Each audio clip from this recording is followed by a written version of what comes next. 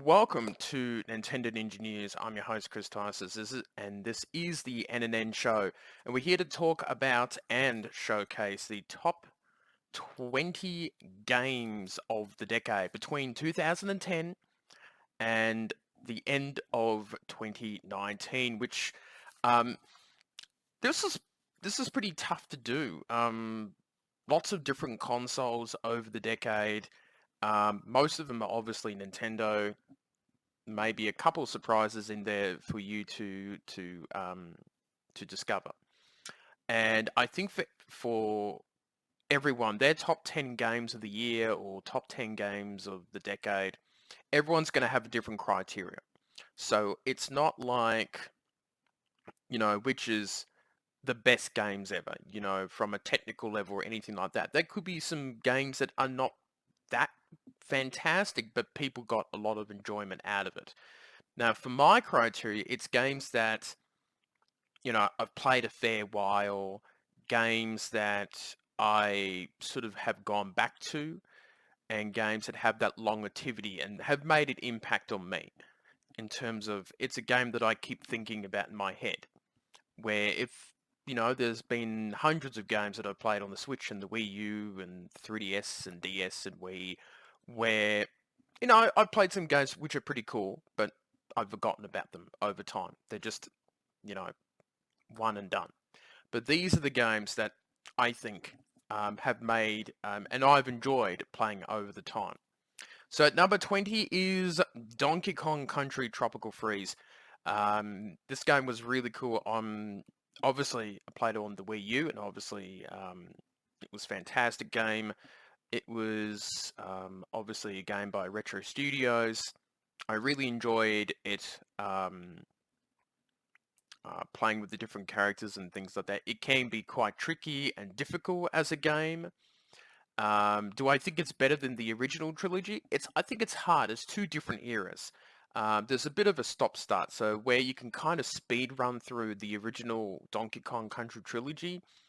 I think on the retro studio ones, there's a bit of a stop-start with movements and that. So, but there was just so much to like about this game, and I enjoyed all the cool characters and the platforming and things like that. And it's good to have, an excellent platformer that is not a Mario title. And, so, another studio that's able to do things that Nintendo can and other great platformers like Rayman and, all that sort of stuff. So that was a really interesting game for myself. And I really enjoyed it, really loved it. And it goes into the slot number 20 for top games of the decade. So the number 19 is Mario Kart 7. Now Mario Kart 7, I think one of the main things about it was, while Mario Kart DS was a good game, I think Mario Kart 7 had more features. The online service was probably better than DS. And, I used to play with old Street Pass groups and with people out and about, and it was really cool to play it. I like the gliders. I like going underwater and all that sort of stuff, and I felt that that was really cool to play on the 3DS. And there was a lot of cool things, different characters, and some of the courses were fantastic, that I enjoyed quite a lot.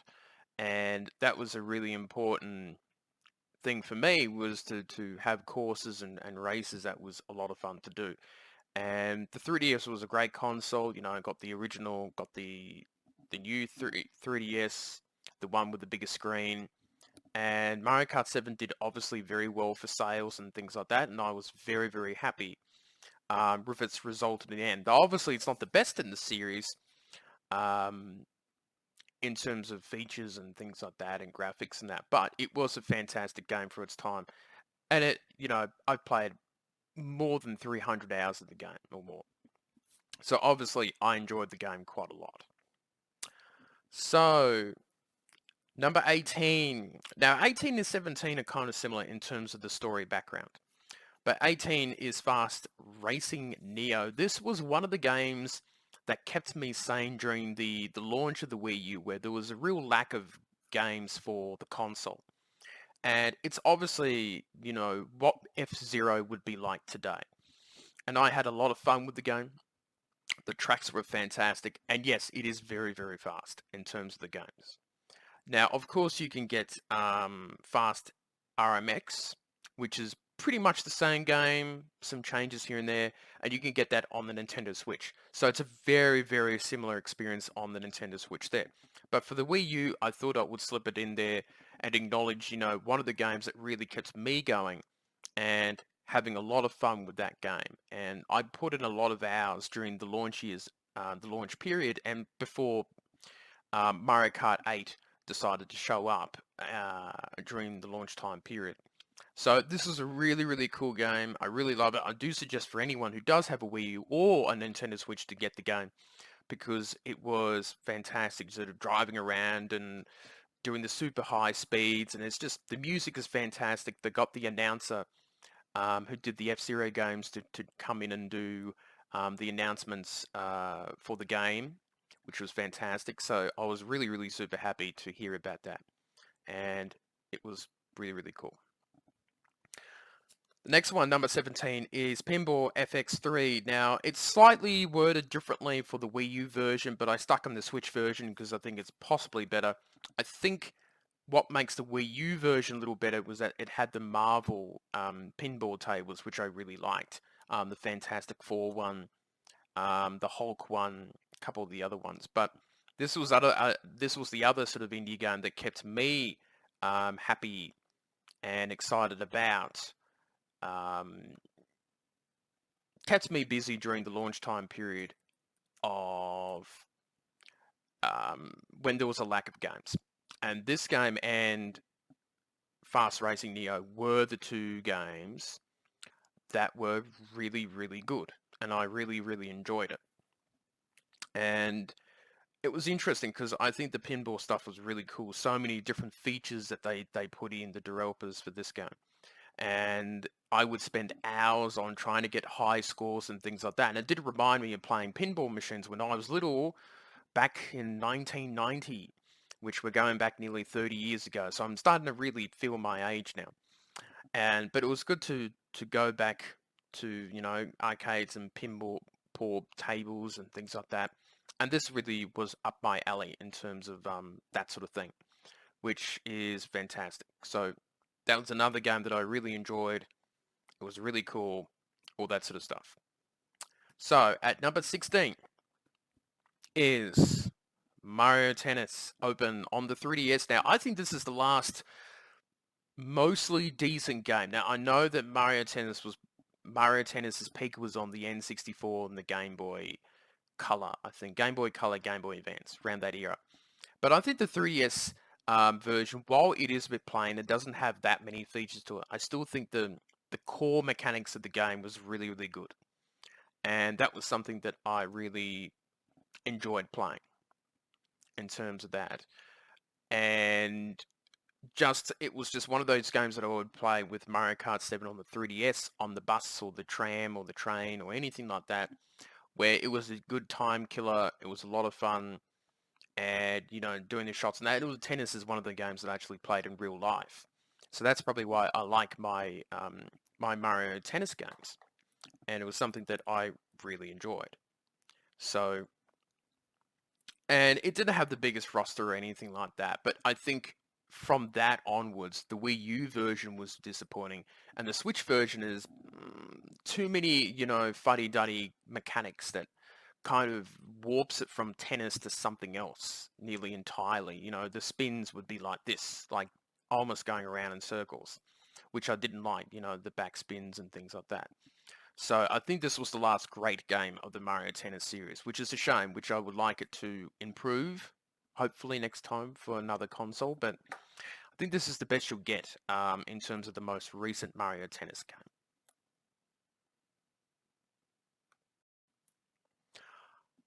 Right, so we are here with number 15, and that is Fortnite. Now, I was a little bit funny about putting it in the game because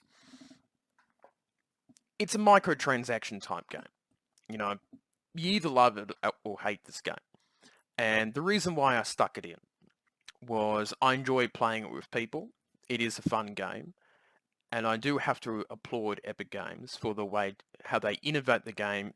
It's a game that's always changing and evolving and doing cool things with the game. You know, the way that the season 1 ended, black hole, the game shuts off for days and everyone's going all crazy. You know, hosting an actual dance party in the game. They're doing a Star Wars special just in the next day or two. So Fortnite has definitely changed the game a lot in terms of, you know, battle passes and things like that. And it's a game that you don't technically really have to pay anything for. You know, it's all cosmetic changes and things like that. So I think for that, those reasons alone, and enjoying playing the game and having fun and with friends and that is why Fortnite sort of gets that slot in there at number 15. And I think and it is a good feeling to get a win out of 100 players or for squads and duos and things like that. Especially if you're not the best player like me. If you're a professional, you're probably used to winning quite a bit. But for me, it was an enjoyable game. So we're at 14 now. And this one is Gum and Clive. Now, this is probably one of the indie games that did somehow slip in here. And it was done by pretty much one or two people. I love the animation, the art design. It's an old school little platformer. As you are a guy called Gum and Clive with simply a gun going around, and you start off in the Wild West, and the game just keeps on getting a little crazier, a little stranger as it goes along. And Gum and Clive 2 is also a fantastic game for those to pick up on the Wii U and the Switch. You can get them bundled together as a package for the Nintendo Switch. And it's just one of those games that you can run through pretty easily, and it's not the longest of games, but the price is really cheap.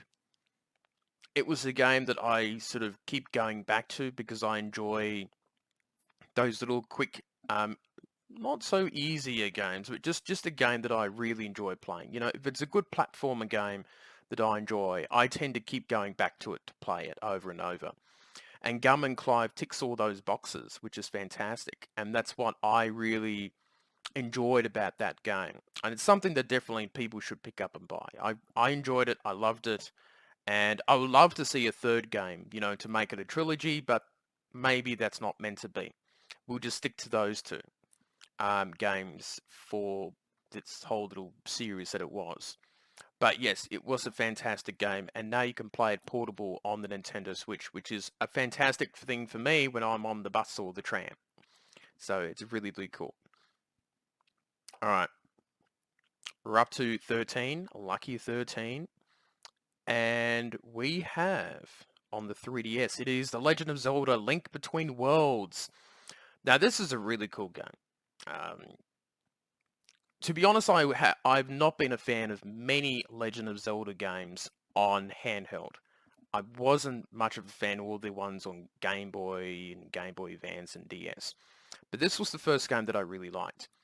You know, the ability to transfer the character onto wars and doing things like that and fighting characters against the wars and that. And that was a really cool, innovative idea.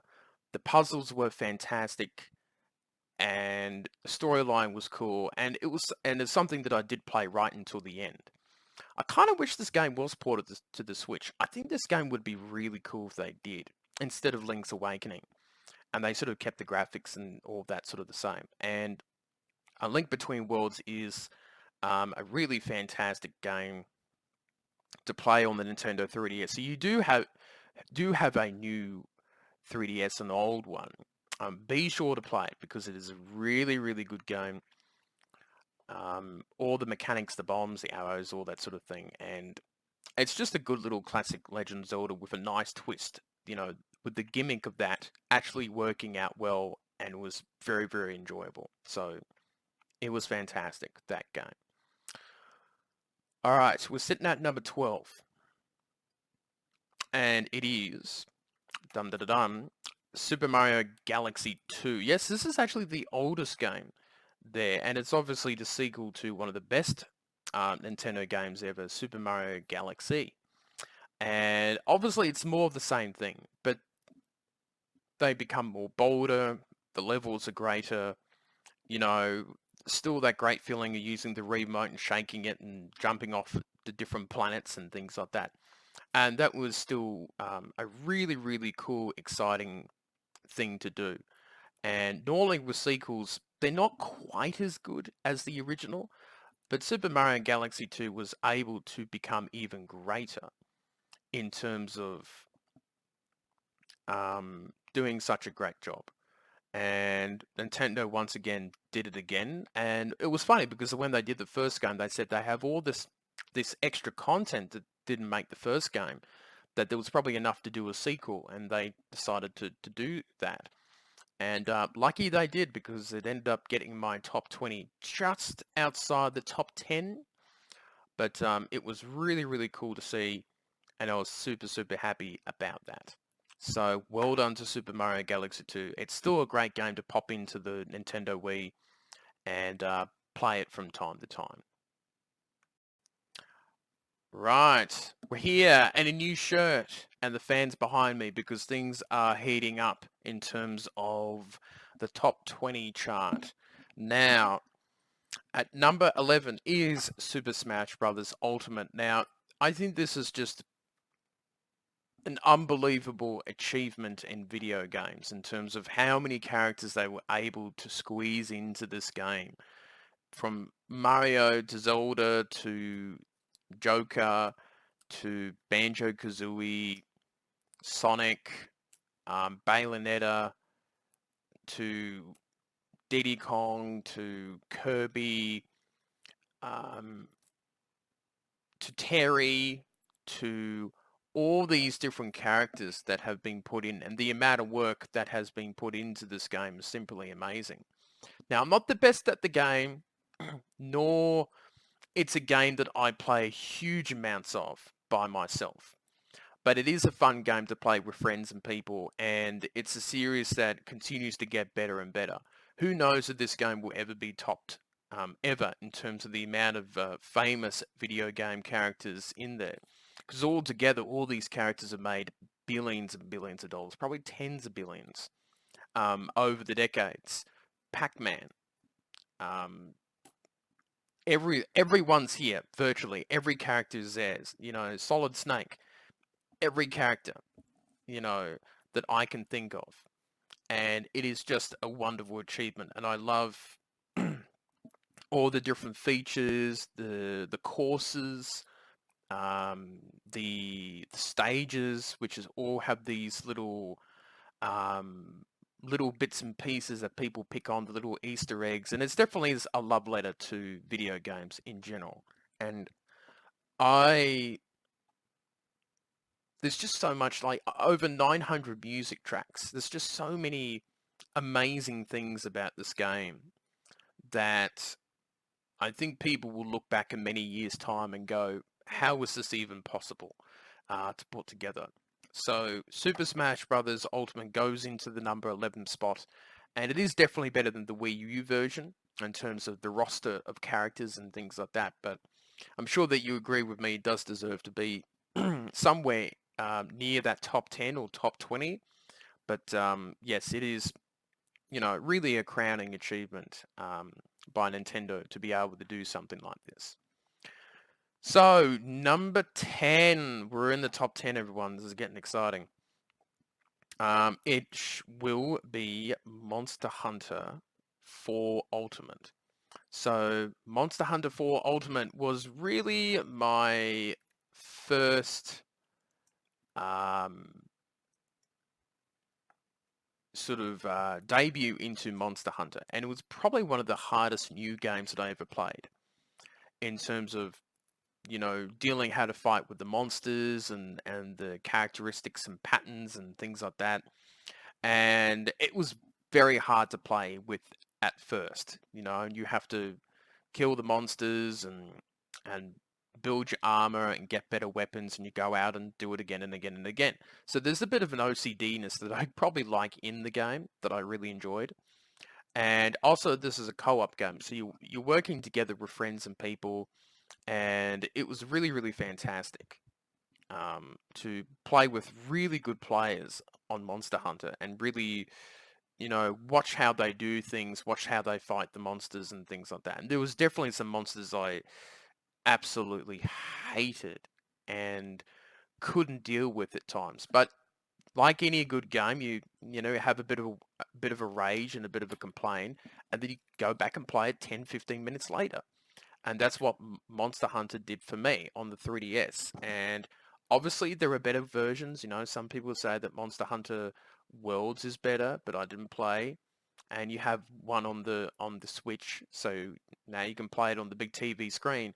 But for me, it was the 3DS and being able to play with others and really, you know, um, enjoying that hard challenge, which normally I don't like, harder games, but Monster Hunter was that exception for me that I really, really enjoyed.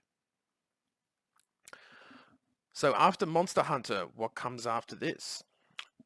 I will say it will be Animal Crossing New Leaf, and this is the same as Monster Hunter, I would say, um, in terms of it was a new series for me that's been around for a while, and I just loved a lot of things about it. Owning your own little home, being the mayor, being able to build your little town, all the cute characters. Hamlet was my favorite one, the little hamster who was like a gym junkie. I thought was very funny. Tom Nook and trying to build up your house. Isabel, who's super, super cute, who helps you out as your assistant. And, going off fishing and collecting, fruit pieces and things like that. And it was also, I, bel- you know, it was just a fun game to play with others, doing little mini games on the remote island, and it was all based on real time, which I liked. And the music is fantastic. It's like a lullaby music.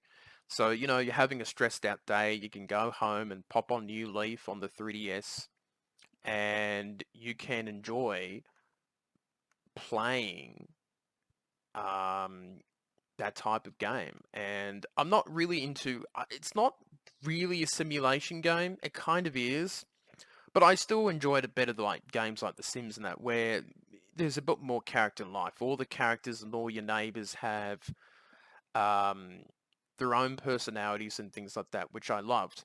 And it was always sad when one of them attempted to move out or leave your town because it sort of felt like you were losing a friend. And you get to know these characters over days, weeks, months, or many years. So you get used to it. It's sort of like that daily thing that you log into at different hours of the day and get to know all these little characters and your little animal friends, which was something that I really enjoyed and really loved. It was really, really cool. So Animal Crossing New Leaf definitely is a must-buy game for those who have not played any Animal Crossing games, and it is a fantastic game. So the next game, and before I say any more, um, the ranking of these games is hard because the slots could be moved up and down quite easily for some games and for other games maybe not.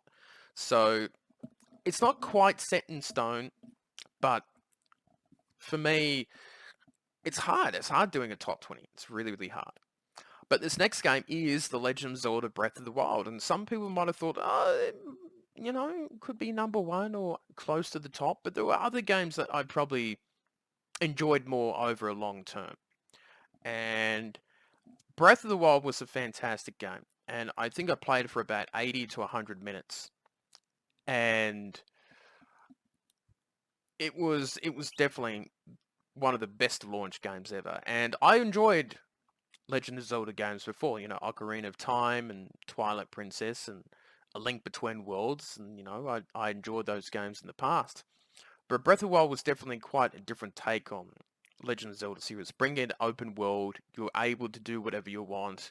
You could go to the final boss if you wanted to, but I just loved the piano music, how open it was, all the different characters, and just running around in the world to be able to do all those amazing things. and I just liked how open it was. There is like a bit of an Animal Crossing vibe in terms of the piano music, and you can just take off inside this world and lose yourself and relax and that sort of thing. You could do battles and things like that, but you could just wander the place and just look at things and look for little things. And I liked how you have to go out and discover things. You want to see that mountain, you can go off and see it. You can go and explore all these different amazing things in the game, and that's sort of the whole open-endedness of it, where I could just go and do whatever I want in the game. There's no set rules or anything.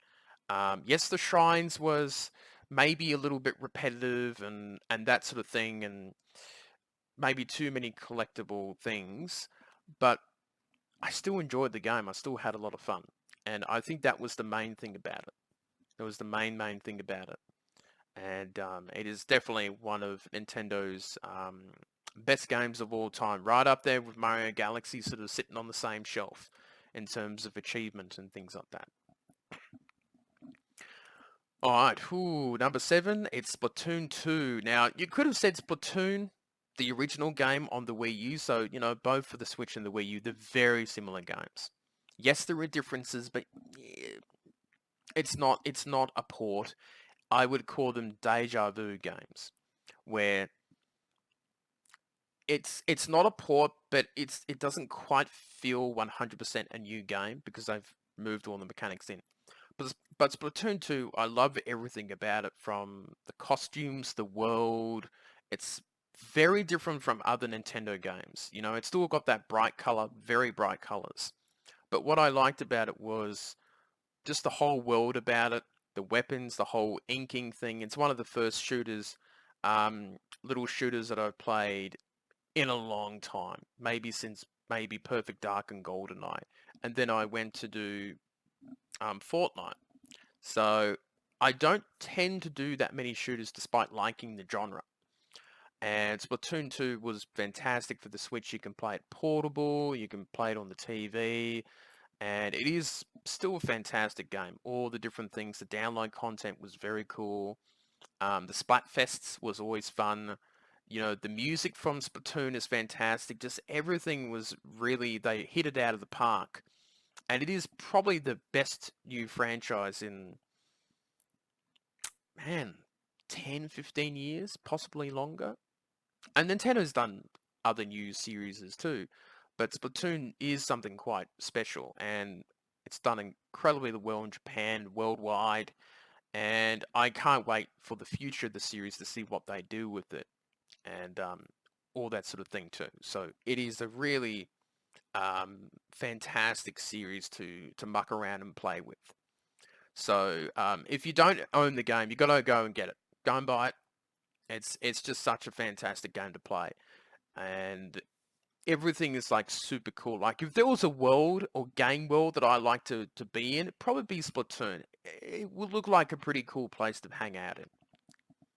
So what comes after this? Well, I would say at number 6 is Mario Kart 8 Deluxe. Yes, it's the other Mario Kart that got in here.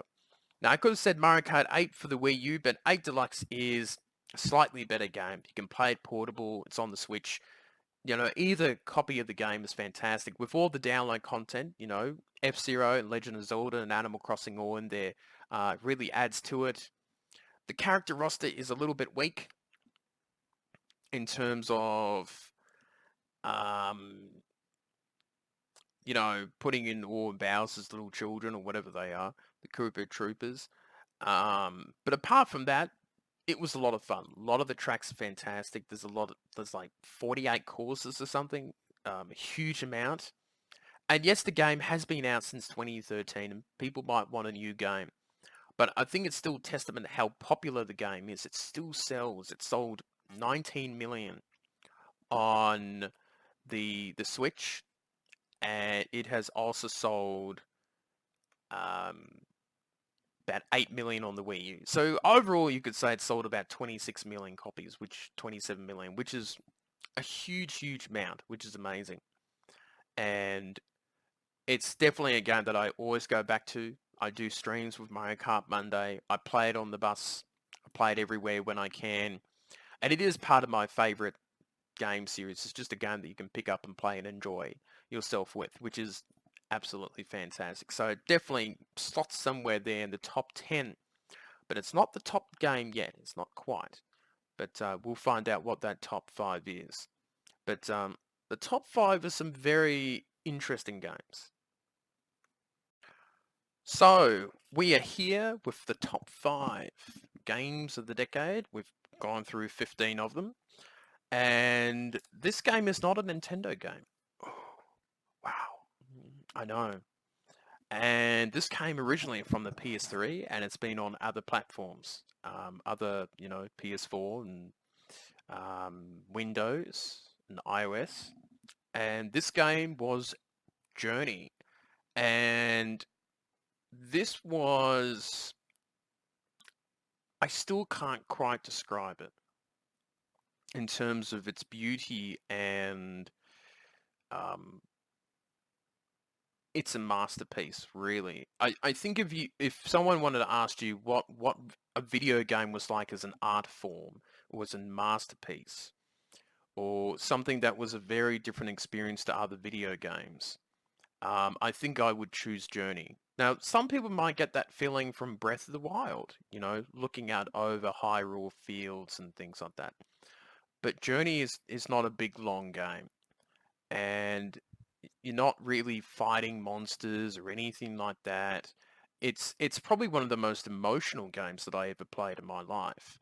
Um, it's I think it's one of those games that you play, at night, turn the sound up for its unbelievable music.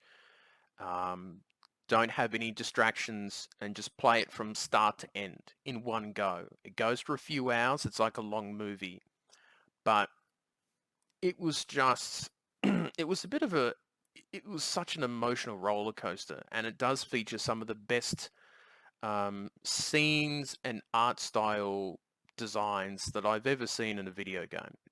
The, the studio who did it was a very special group of people who made it, and it was something that I don't know,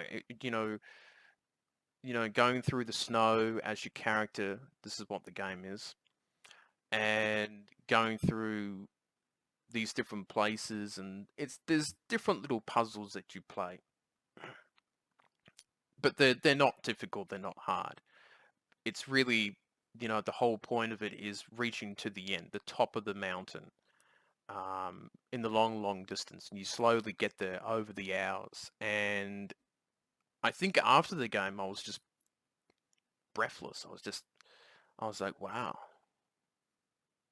sort of, yeah, just, filled of emotion and just, overwhelmed, which is something that many video games don't do. But this was a very special game that I felt. And that's why it somehow got into the top 20 and made its way up to number 5. So I wish there was another game like that, or maybe a sequel, but I don't think I would want a sequel to this game. I think it's just a game where you don't need... I don't think you can make it any better than what it is. It's a game that got 96% out of 100 on average, 10 out of 10s everywhere. So something that I think you can't repeat. Maybe that's what part of a masterpiece is all about. So at number 4 is Kid Icarus Uprising. If you wanted to show proof that a Nintendo game can have a good storyline, this is the game to show them. I loved everything about it. And voice acting. How good was the fucking voice acting out of this? The voice acting was great. The storyline was excellent. Flying around as Kid Icarus was fantastic. Doing all the different weapons and things like that. The levels were absolutely fantastic. The multiplayer was very cool. I really wish this game was ported to the Switch, and the reason why is due to the controls. And yes, we'll talk about the controls. because it didn't have the right circle stick. And they did make it hard to play. But it was such a damn good game that I didn't care one bit. And and I played a lot of it, you know, going through the old levels, and it's by the same guy who made the Smash Brothers series. So there's so much content put into this game. You're going to be playing it for a couple hundred hours to unlock everything. You know, I like the meter like he did in Smash Brothers where you can set the difficulty from 1 to 9.9. I thought that was really cool, so anyone could play it and enjoy it. And that was the really cool thing about that game. I just loved everything about it. And it was really, really cool. So I wish that they kept on going with the series. Looks like no one else is really interested in picking up the game again. But he is in Smash Brothers, so I guess that's something. And Dark Pit, which is another cool character, and all the other Hades is the enemy, and all that sort of thing. It's just one of the games that you should pick up and buy because it's a great Nintendo game. It's probably one of the best sort of games from a gap. You know, originally it was a NES game, and to transform it into this little masterpiece here, I felt was absolutely fantastic in the end. So go and buy it if you have the 3DS. I do really, really urge you to do that. So that was number 4. And we have number 3. What is number 3 on the list? Well, that game is Xenoblade Chronicles X. That's right, the one that not as many people liked. It's not the original, it's not Chronicles 2, but I just really loved the whole open world about it. And having your own mech, your own giant robot that you could build from different pieces and things like that. And that was one of the things that I liked was building that and having that sort of semi-real-time battles that you have. And the environments were absolutely stunning. The different worlds you can go to. You could be fighting a level 5 right at the beginning of the game, or trying to avoid a level 70. You know, piece in the end. And just the whole sort of way it was put together. The characters were cool. Yes, maybe the storyline wasn't the best, and other things that you can nitpick on, but I just enjoyed running around in the world, picking up items, battling different creatures where they were all fantastically put together. And there was just something really, really cool about Xenoblade Chronicles X. It was definitely a game that I was quite obsessed with. Playing for like, oh my god, something like 9-10 hours a day, each day, just go through. And that was a lot of fun to play that game. So it was something that I really, really enjoyed doing.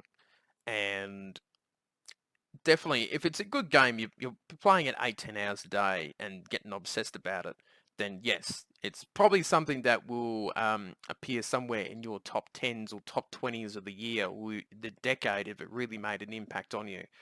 And I don't have a Wii U anymore, but that would be the only reason for me to buy a Wii U again, would be to play through that game again. I would love to do it again. Maybe one day, maybe not. But it is something that I would love to play through once again. Fingers crossed that maybe one day we'll get a port of it. But it was a fantastic game when it came out. So many cool things to love about it. It was just super cool to play. And all the weapons and the chains and the way that the attacks and defenses were done, it was good. So, we are up to the top 2 games of the decade. And number 2 is Pokemon Black and White 2, or the original. Either one you can slot in, I wouldn't care which game you bought. Funny enough, none of the other Pokemon games got in. X and Y was bland. Sun and Moon did some changes, but not enough. Ultra Sun and Moon is basically a copy and paste. The remakes were good. Heart and Gold and Soul Silver were pretty close. I think if they were around really early in the decade. But Black and White and Black and White 2 were probably the last great Pokemon games where it had great new Pokemon, really cool storyline of N and his dragon and all that sort of thing, brilliant music, and actual post content that you could, sink your teeth into. Where with the modern day games, where even Sword and Shield, the max raid battles are nice, but that's really all you can mainly do in the game afterwards. But Pokemon Black and White 2 was um, a fantastic game to play on the DS. It was definitely probably is my favorite DS game, apart from Mario Kart DS and a couple of the others. But yeah, I think it was mainly during the DS era, it was mainly a Pokemon machine for me. And you could probably say the same thing for the Game Boy series, the Game Boys that I got until the 3DS, when I really started to play all sorts of different games and things like that. But for me, I like the idea of discovering all these new Pokemon. And then after the game, the old Pokemon came in, and I thought that was a great way to get people interested in playing the game after the storyline. And maybe they should have done that with Sword and Shield, kept it all brand new, and introduced the old classic Pokemon after the storyline. That could have been interesting. But I really loved Black and White too. It's probably a game that I would love to stream, if that's even technically possible. But it's something that I do have on my DS still. It's still a fantastic game to play, and I really do hope that if they remade the game for the Switch, I would instantly buy it. I would stream the heck out of it, and even the post content stuff would be good to stream as well. It's just one of those fantastic things about this game. So I do dream as an old Pokemon fan that they would make something as good as Black and White 2. I still think it's probably the best in the series. If you take off the nostalgia goggles off, red, blue, and yellow, and gold and silver, I think it hit the top there, and it's sort of slowly been going downhill over that time. So yes, Black and White 2. So, I don't have a drum roll, do I? Not quite. But the top game of the decade it's a surprise to me and to probably others, but I think when I look back in the past decade, I'm probably, I shouldn't be too surprised, and that game is Skyrim, of all games. Yes, originally a PS3 game that snuck its way to the PS4, and then the VR, and PC, and then the Nintendo Switch. Um, why is it my favorite game of the decade? And I think the main reason why is I keep playing the bloody game over and over. First, I played it on the PC. No, actually PS3. And this was like Xenoblade Chronicles X. Like, I had a real bad addiction to it. I was probably the most I was playing was 14, 15 hours a day. I was not sleeping. I was just drinking soft drink and just nibbling on food during the day to keep myself alive. And I love the open world. I love the storyline of it. Going through the dungeons and caves and reading the books that you would find discovered along the way. You can read the folklore of it and all that sort of stuff. The music, probably the best theme song or opening music I've ever heard in a video game. Just really pumps you up to get into the game. And yes, Skyrim is not perfect. And unfortunately, the dev studio has fallen quite hard since Skyrim as a company and its reputation. But Skyrim was still a game that a lot of people liked and enjoyed over the years. So I went from the PS3 to the PS4, which looked better in graphics. Then I played PC because I wanted to do the mods, have the TARDIS in the goddamn game and muck around with that, and all the mods that was made over the years really enhanced and made the game better, HD textiles and all that sort of stuff. And then it was in VR, which I didn't quite enjoy as much, but it was still cool to see it there. But then it came to the Nintendo Switch. It was officially a Nintendo game. And to be able to play the game on the go, and yes, it's a pretty old game by the time it came to the Switch, but it was still really cool to play it on the go, on the bus, in bed, all that sort of stuff.